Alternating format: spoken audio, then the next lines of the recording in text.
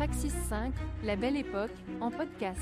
Aujourd'hui, Anaïs Voigilis sur les enjeux de la réindustrialisation.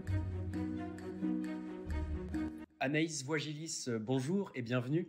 Vous êtes docteur en géographie géopolitique, également chercheuse associée au sein du laboratoire CEREG, le laboratoire de recherche en sciences de gestion et sciences de l'information et de la communication, dont les bureaux se trouvent ici même à l'IAE. Et la raison de votre venue aujourd'hui, c'est pour nous parler de l'article que vous avez écrit dans le dernier numéro du Praxis, notre revue de management. Un article centré sur les enjeux de la réindustrialisation. Et je crois savoir que plus globalement, c'est l'un des thèmes centraux dans votre carrière de chercheuse. Oui, en effet, j'ai commencé à travailler d'abord dans des thèmes de recherche sur d'autres sujets, mais à partir de 2014, je me suis réellement centrée sur les enjeux et les déterminants de la réindustrialisation de la France, parce qu'on était dans une période où il y avait eu le rapport de Louis Gallois en 2012, puis le ministère du redressement productif. Et je me suis dit que l'industrie, elle avait un rôle important à jouer dans nos sociétés. Elle avait joué un rôle important par le passé. Et donc, je voulais comprendre comment on pouvait engager une dynamique de réindustrialisation. Et si c'était possible. Alors, dans votre article, vous étayez 4 enjeux clés pour la France. Je vous propose donc 4 questions sur chacun de ces enjeux. Le premier est le suivant, réindustrialiser pour rendre la France plus indépendante. Est-ce que, selon vous, la France a amorcé une véritable stratégie qui aille dans ce sens? C'était une vraie surprise ou un vrai choc pour beaucoup de gens en mars 2020, au moment de la pandémie, quand il y a eu des ruptures d'approvisionnement. Et d'ailleurs, on continue à connaître un certain nombre de ruptures d'approvisionnement, de voir que finalement, il y avait un certain nombre de choses qu'on ne savait plus produire sur le territoire français, et notamment des biens qu'on peut juger stratégiques ou vitaux pour l'indépendance de la nation. Donc on pense à des éléments comme les principes actifs de médicaments, des éléments dans le domaine de l'agroalimentaire. On importe par exemple beaucoup de blé en France, des éléments liés à la défense. Et donc il y a ce besoin d'identifier les chaînes de valeur, les comprendre, pour faire une segmentation entre ce qu'on juge nécessaire de produire sur le territoire français et ensuite créer des logiques d'interdépendance avec d'autres nations, dans un contexte géopolitique qui est quand même extrêmement particulier, avec le retour de la guerre sur le continent européen, la situation d'Asie-Pacifique, etc. Et donc, est-ce qu'il s'est vraiment passé quelque chose? Bien, il y a un certain nombre déjà de listes qui ont été réalisées sur les actifs dits stratégiques, donc qui seraient relocalisés en particulier, mais il n'y a pas de liste arrêtée officiellement, c'est-à-dire que la vision du Haut-Commissariat au Plan, par exemple, la vision du CEPI, la vision du Trésor, etc. Et donc il est nécessaire déjà de s'entendre sur ce qu'est un actif stratégique et comment on opère des relocalisations. On voit des choses qui sont en train de se passer dans le domaine de l'hydrogène, puisque c'est un nouveau secteur, dans le domaine des batteries électriques, aujourd'hui on est très dépendant de la Chine, dans le domaine des semi-conducteurs, mais fondamentalement un des problèmes qui restera, et notamment dans ce domaine des batteries électriques et des semi-conducteurs, c'est qui est propriétaire de la technologie et du savoir-faire. Or, aujourd'hui, pour remonter ces chaînes de valeur sur ces points-là, on est obligé de faire appel à des entreprises chinoises, même si des acteurs européens émergent. Pour le moment, on est encore très dépendant de la Chine, même si on produit en France ou en Europe. La réindustrialisation comme moyen également de renforcer la cohésion sociale et territoriale. Vous en parlez dans le second enjeu. Néanmoins, si on ne veut oublier aucun territoire, il faudrait faire en sorte que les entreprises qui souhaitent être implantées en France ne le fassent pas uniquement à proximité des métropoles. Quel discours pourrait-on leur tenir pour les inciter à venir dans des zones moins peuplées? Alors, quand on dit que l'industrie, c'est un enjeu de cohésion sociale et territoriale, on considère en général qu'un emploi dans l'industrie, un emploi direct, génère 2 à 3 emplois indirects et des emplois induits qui sont liés à la consommation et à la fiscalité. Donc, l'industrie, elle a la capacité de créer des emplois partout et donc de déconcentrer les activités au-delà des métropoles. Maintenant, il y a plusieurs questions qui se posent. Si les territoires moins denses ont pour eux en général avoir du foncier disponible, ils n'ont pas forcément les compétences. Et quand on parle par exemple de moderniser fortement les sites industriels en faisant pénétrer un certain nombre de technologies liées à l'industrie 4.0, on a besoin de compétences différentes et en général toutes les compétences qui sont liées à la data vont plutôt être centrées dans les métropoles et donc comment on attire ces profils dans des zones moins denses. Il y a des questions qui vont se poser sur la disponibilité des ressources. En fonction des activités, les besoins en ressources vont être différents, de l'écosystème, donc de la dynamique d'un écosystème pour travailler sur les achats, la mutualisation éventuellement de compétences, comment les acteurs privés et publics œuvrent ensemble pour l'industrie. Il y a la question des infrastructures, à la fois physiques mais aussi liées à la connectivité parce qu'on a besoin les sites industriels ont de plus en plus besoin de haut débit. Et donc c'est travailler sur ces différents paramètres afin d'avoir déjà une base qui permet aux industriels de venir s'implanter sur un site.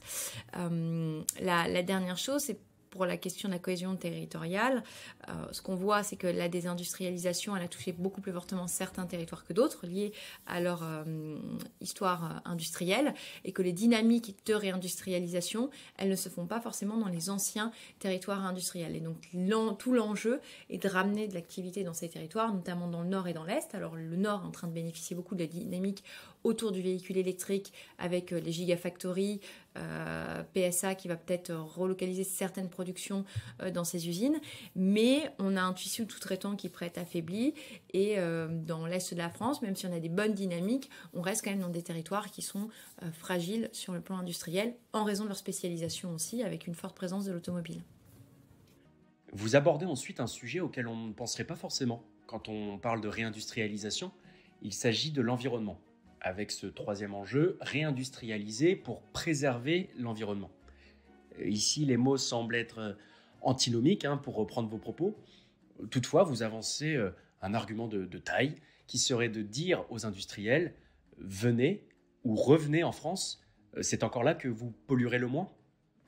Oui, ça semble très souvent antinomique, le fait de réindustrialiser, parce qu'on se dit on va augmenter la part de pollution. Alors il y a plein de choses à considérer là-dedans. Déjà, la première chose, c'est que la France bénéficie d'un mix énergétique qui est moins carboné que d'autres pays en Europe et dans le monde. Pour produire 1 kWh d'électricité en France, ça varie entre 80 et 100 grammes d'émissions de carbone par kilowattheure. C'est beaucoup plus faible, bien entendu, en Suède, mais si vous allez en Pologne, vous êtes à 500 ou 600, et je ne parle pas du bilan de pays comme la Chine. Alors après, vous pouvez avoir des divergences régionales en fonction du mix énergétique. Mais donc déjà, produire en France, ça permet de bénéficier d'une électricité moins carbonée, donc un produit qui aura un bilan en termes d'émissions de CO2 qui sera mieux disant. L'autre chose, c'est qu'on a des normes réglementaires autour de l'environnement qui sont beaucoup plus élevées en France qu'ailleurs. Et d'ailleurs, l'un des problèmes de l'Europe, c'est qu'on met des contraintes sur nos industriels, on leur demande de se moderniser et de travailler très fortement sur la décarbonation de leurs procédés de production. Et en parallèle, on laisse rentrer sur le territoire européen sans faire un rééquilibrage, même s'il y a des choses qui vont être faites sûrement avec le mécanisme d'ajustement carbone aux frontières, sans qu'il y ait un rééquilibrage entre ce qu'on exige de nos industriels et ce qui se fait ailleurs. C'est pour ça qu'il y a eu un certain nombre de délocalisations qui peuvent être motivées parfois par des motifs réglementaires. Et donc il y a un vrai enjeu de rééquilibrer, parce que plus vous investissez pour la décarbonation, mieux vous êtes sur le plan environnemental, mais plus ça peut impacter votre productivité ou votre compétitivité, parce que c'est des fonds que vous n'allez pas engager sur de l'innovation ou sur d'autres choses. Donc il y a vraiment des équilibres à trouver. Et à travers la question environnementale, la dernière chose qu'il faut se poser, c'est une question qui est beaucoup plus profonde, qui est comment l'industrie doit aussi évoluer par rapport à cette question environnementale, comment ça va toucher les modèles économiques, les masses produites. Et donc, il y a encore beaucoup de choses à travailler autour de ça. Et puis, il faut dire aux gens, si vous voulez continuer à consommer comme vous le faites aujourd'hui, est-ce que vous estimez normal de confier votre pollution à d'autres pour satisfaire vos choix de consommation? Et donc, on rentre dans des questions aussi un peu philosophiques sur notre rapport à l'autre et notre rapport à la nature. On arrive au quatrième et dernier enjeu de l'article, réindustrialiser en recréant un imaginaire commun. Vous y mettez en avant des notions de partage, de collectif. qui nous apparaissent essentielles. A contrario, l'individualisme serait une menace dans cet objectif de réindustrialisation? Alors, je ne sais pas si c'est l'individualisme. Enfin, en fait, c'est que tout le monde doit comprendre que nos choix ont des conséquences. Nos actes de consommation ont des conséquences environnementales. L'autre chose, c'est quand on privilégie un produit qui est fait en Asie, par exemple, parce qu'il est moins cher qu'un produit fait en France, et ben, l'impact en termes de création et de diffusion de valeur sur le territoire est beaucoup moins important. Et donc, si on veut créer une réindustrialisation pérenne, on a un véritable enjeu d'avoir une demande pour des produits français. Et la demande, il y a 4 piliers. Il y a les consommateurs qui vont essayer d'acheter plus de produits français, et on ne dit pas aux gens il faut acheter 100% de produits français, il faut faire un effort pour essayer de privilégier des produits français, parce que si tout le monde fait cet effort, il y aura un véritable effet d'entraînement sur l'économie. C'est les industriels qui travaillent sur leur politique d'achat pour essayer de favoriser des approvisionnements locaux ou nationaux. Ce sont les acteurs publics via la commande publique qui privilégient les acteurs français, et on en a besoin parfois pour lancer de nouveaux produits dans de nouveaux secteurs, et ça c'est vrai aussi bien dans l'industrie que dans la tech. C'est-à-dire on a parfois des acteurs qui ont besoin de prouver que leur concept est valable, et donc la commande publique pourrait les soutenir au lieu de donner du volume à des gens qui ont déjà fait leurs preuves mais qui ne sont pas des acteurs nationaux. Toujours l'enjeu est de savoir quelle est la valeur que je crée ici, parce que plus je crée de valeur sur mon territoire, plus finalement on a de choses aussi à répartir, et c'est ce qui fait la soutenabilité de notre système social. Et la dernière chose, c'est la question de l'export. Et derrière tout ça, parce qu'on parlait d'imaginaire commun au lieu en plus de la demande, c'est... Moi, je dis pas aux gens d'être aussi convaincus par l'industrie que moi. Je leur dis juste que l'industrie est un élément d'un projet de société. Et donc, en tant que citoyen ou acteur privés ou publics, ils ont intérêt à se saisir de ces questions parce qu'elles vont être structurantes pour les années à venir, et elles vont nous engager à la fois en termes de destin national qu'on va prendre, mais aussi en termes d'engagement financier. Quand on regarde les efforts à faire en matière de lutte contre le changement climatique, eh bien, il faut qu'on fasse des choix, et ces choix seront structurants aussi bien pour la société que d'un point de vue endettement. Donc il faut que ce soit quelque chose qui soit débattu et que ce soit des choix démocratiques. Anaïs Voigilis, merci infiniment pour toutes vos réponses. On le rappelle, vous êtes chercheuse associée au laboratoire du CEREJ, et vous avez écrit un article sur les enjeux de la réindustrialisation paru dans le tout dernier Praxis. Nous vous mettons l'article en intégralité pour toutes celles et ceux qui souhaitent aller plus loin sur le sujet. À bientôt.